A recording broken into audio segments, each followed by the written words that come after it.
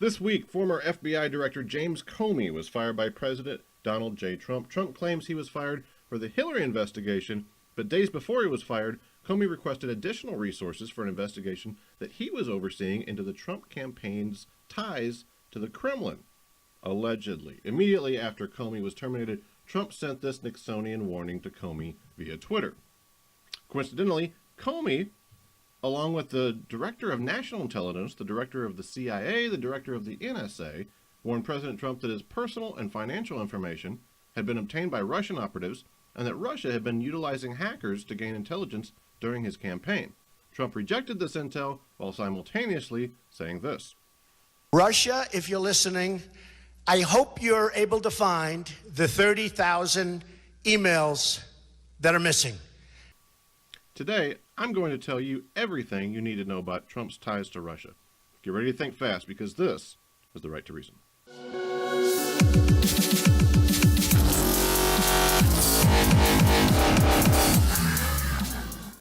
Comey isn't the only suspicious firing that has occurred under the Trump administration. Preet Bharara, then U.S. Attorney for the Southern District of New York, known as one of Wall Street's fiercest watchdogs, was told after a meeting with Trump in November that he could stay on, but then was let go. Democratic Senator Elizabeth Warren claims that he was removed in part because he had authority over Trump Tower.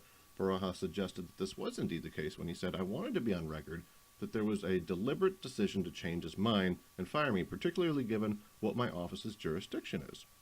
Bharara, at the time of his termination, was investigating Trump's favorite cable news channel, the Fox News Network. Since then, the U.S. Department has taken up the investigation into a potential shareholder scam involving sexual harassment settlements for the Fox News CEO, Roger Ailes.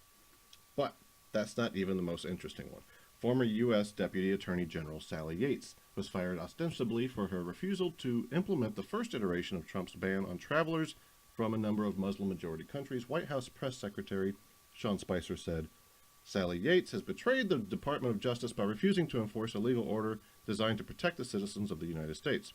Shortly before her termination, Yates met with White House counsel to inform them that then National Security Advisor Michael Flynn wasn't telling the truth about his interactions with the Russian ambassador, Sergei Kislyak. Remember that name? Sergei Kislyak. It's going to come up quite often. And as a result, represented a blackmail risk. "We believe that General Flynn was compromised with respect to the Russians," Yates said in a Senate subcommittee hearing aimed at gathering details of the Russian hacking of the 2016 election. "Logic would tell you that you don't want the National Security Advisor to be in a position where the Russians have leverage over him." She added that Flynn could be essentially blackmailed by the Russians. So that brings us to yet a fourth firing, Michael Flynn.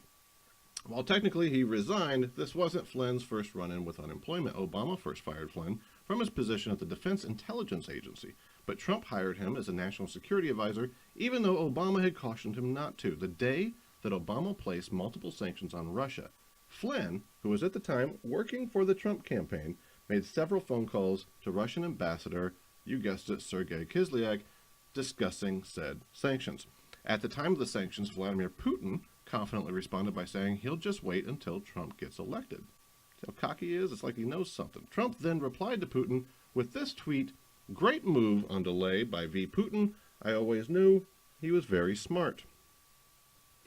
Immediately after taking office, only 2 months after Obama's sanctions were put into place, Trump eases said sanctions against Russia's Federal Security Service for reasons of, I quote, anti-terrorism.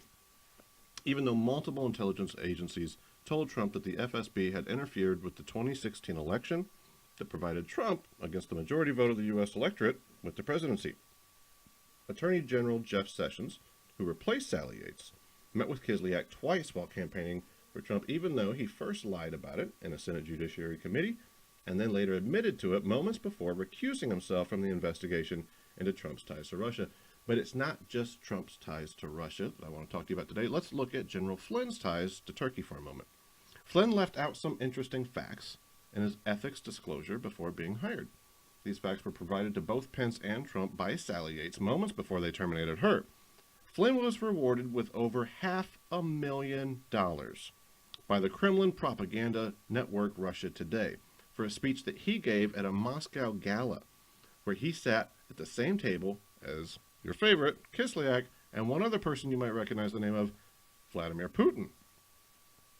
The actual guy that handed Flynn the money was none other than Soviet executive from Russia Mining Company that sells military jets to both Turkey and, you guessed it, Russia. Less than 2 weeks after Obama's sanctions, Andrei Karlov, the Russian ambassador to Turkey, was assassinated by police officer Mevlut Altentis. The same day as Karlov's killing, Peter Polshikov, a senior Russian diplomat, was shot to death in his Moscow home. His wife found him with a pillow over his face, under the pillow a massive head wound. The Russian foreign minister said his death was an accident. He was accidentally shot in the face and muffled with a pillow. These are only 2 of 9 political assassinations that have occurred since then. March 23rd, Russian politician Denis Vorenkov was gunned down outside his hotel in Kiev. Ukraine's president called the shooting a Russian state terrorist attack. A month before that, the Russian ambassador to the United Nations died of a surprise heart attack. What? The Russian ambassador to India died on January 26 of a brief and peculiar illness. The senior diplomat of Russian embassy in Greece was found dead in early January from natural causes. He was only 54, but, that could happen to anybody. Oleg Urovikin, who had close ties to Russian intelligence, was found dead while just sitting in his car on the streets of Moscow. On the morning of the U.S. election, this one's interesting, November 8th, about an hour after the polls opened in New York City, police received a 911 call of an unconscious man sitting inside the Russian consulate. When they arrived, they found a very dead Security Affairs Consulate member, Sergei Krivov. Russian officials said Krivov also coincidentally had a heart attack. Wait, sorry, I misread that. That was their second statement. Their first statement was that they found the body, the body they found in the consulate had fallen off the roof of the consulate. New York Police Department that received the call, however, reported that he had expired from a severe head injury. They're just throwing out all sorts of... but don't worry, because after conducting an autopsy, the NYC medical examiner said he died from bleeding in his chest area. Our own New York PD concluded there was no foul play from the Russians. Thank you, guys. Shortly after that, a private Russian lawyer looking into the corruption issues accidentally fell out of his 4th-floor apartment window. Along with Russian lawyers, everything seems to be falling into place as Russia cleans up all of their loose ends. But what else, you might ask, connects Trump administration to Russia? We'll start with our Secretary of State, Rex Tillerson. Tillerson is the former chief executive of ExxonMobil. After also meeting with Vladimir Putin, Tillerson agreed to a $500 billion with a B, dollar deal with Russia to extract oil from Serbia as soon as the remaining sanctions are lifted. He then voiced skepticism concerning the sanctions just before receiving something called a friendship award. Apparently that's a thing in Russia. I don't know. That's not even as on the nose as Trump's foreign policy advisor, Carter Paige, who also admitted to meeting with Russian Ambassador Sergei Kislyak while campaigning for Trump. Paige is the founder and managing partner of Global Energy Capital, a New York investment fund and consulting firm specializing in the Russian oil and gas business.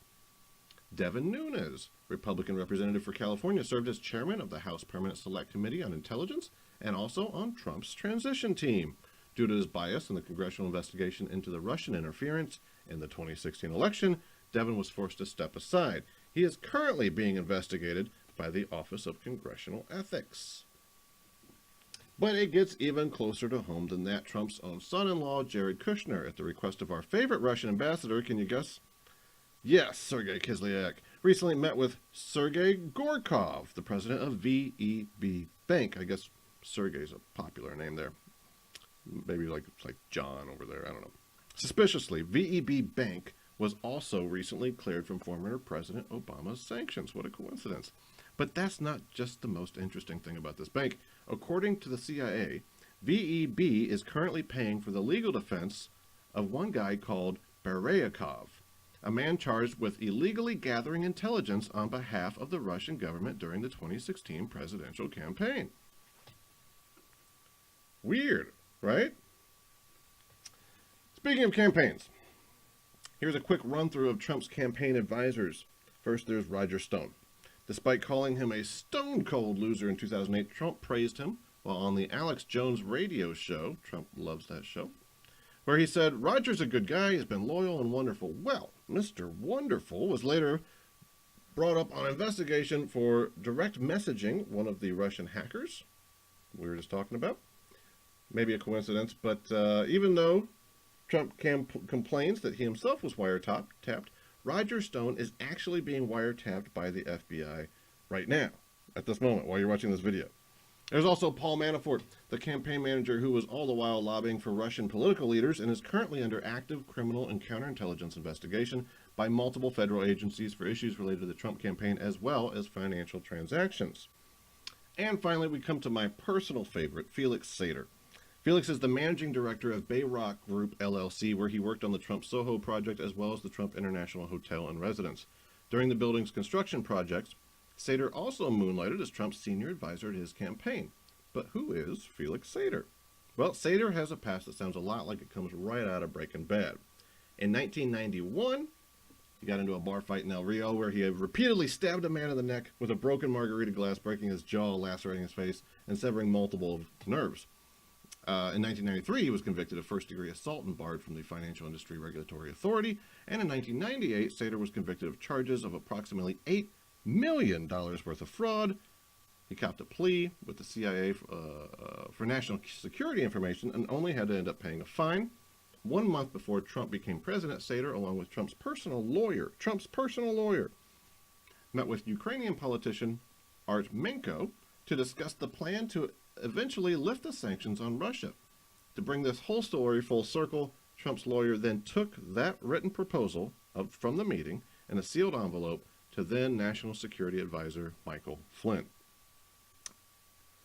If you can hear all of this and not believe Trump has dangerous ties to Russia, I gotta accuse you, as Ted Koppel would say, placing your ideology before your facts. If you found this informative, I would encourage you to listen to the rest of the show on our podcast, The Right to Reason. These videos are literally only 5% of the entire show. The rest of the show is filled with interviews and debates about all the topics you can't really talk about at work, like religion, philosophy, politics, current events that make us want to strangle one another. You can find us on iTunes, Stitcher, wherever you get your podcasts. You can also join the conversation on Twitter, Facebook, or by visiting our website at therighttoreason.com. Before you go, don't forget to click subscribe, and remember that you have the right to reason.